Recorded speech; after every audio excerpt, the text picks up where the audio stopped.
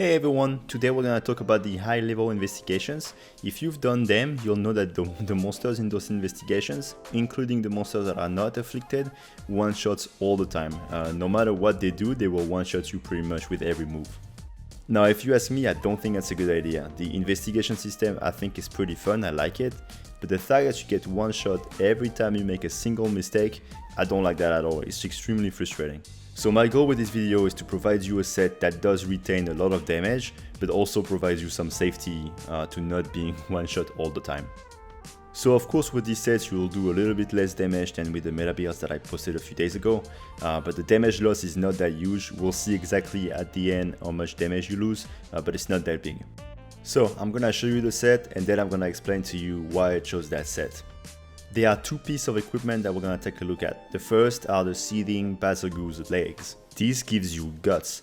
Guts works like Moxie and we're gonna talk about that in a few minutes, but basically it prevents you from being one shot if you're above a certain HP threshold. And the second piece of equipment we're gonna take a look at is the Golden Lune Mail, which is the Golden Rathian chest piece.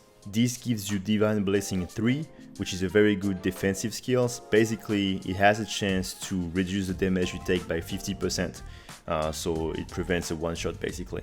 But also this chest piece has good slots, so it's pretty useful for our build.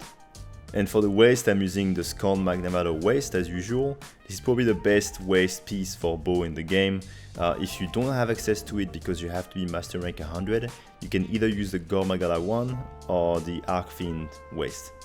Even though this build is a lot safer, you can see that we still have a lot of damage. We have all the stamina skills, we have weakness exploit and critical boost maxed out.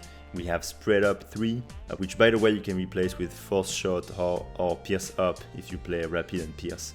And we have Bow Charge Plus. We also still have Mail of Hellfire, which gives you a pretty decent boost in roll, and we have Elemental Exploit, so the damage is very decent. Now, just like the meta builds, you do not need to use the Curio system to use that build, but if you do use the Curio system, it's just gonna make it better. You're looking for a level 2 skill, so something like Weakness Exploit, Stamina skills, Critical Boost, things like this, or any slot upgrade. Chain Crit is also a pretty good skill to have since there's no decoration for it.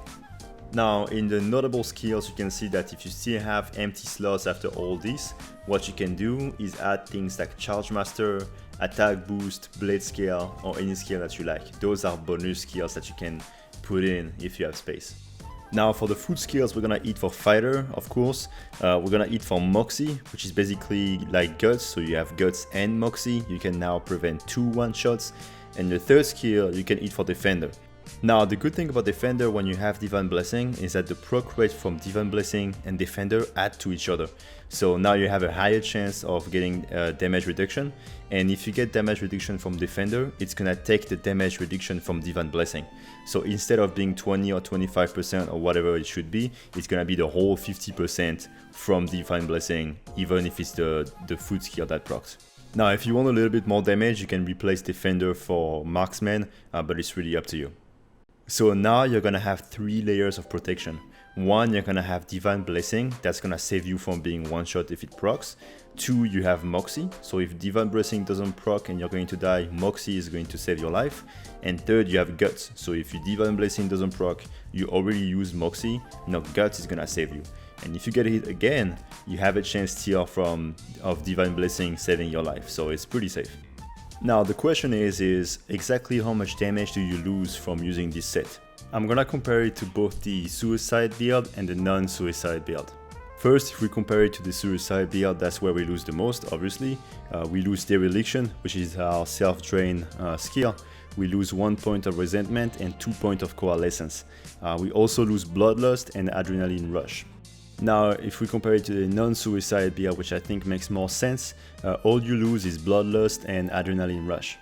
Now, Bloodlust is a very good skill, so it kinda sucks to lose it, but you trade it for a lot of survivability, so it's up to you whether it's worth it or not. Now, the good thing is that Bow does a ton of damage, so even with a build like this, you're still going to outdamage most weapons anyway. I think this build has a good balance between damage and survival. You don't give up too much damage, you still hit like a truck, like you can see on this clip, but at the same time you're a bit more comfortable and you're not as afraid to get hit as you do normally. But anyway, that's gonna be it for the video. Not much else to say about it. It's pretty straightforward. If you want to see some more DPS focused builds, you can check out my last video where I posted some endgame meta bow builds. But for this video, that's about it. If you have any questions or things you want me to talk about next time, please leave a comment in the comment sections and I'll try to read and answer all comments. Alright, see you guys next time.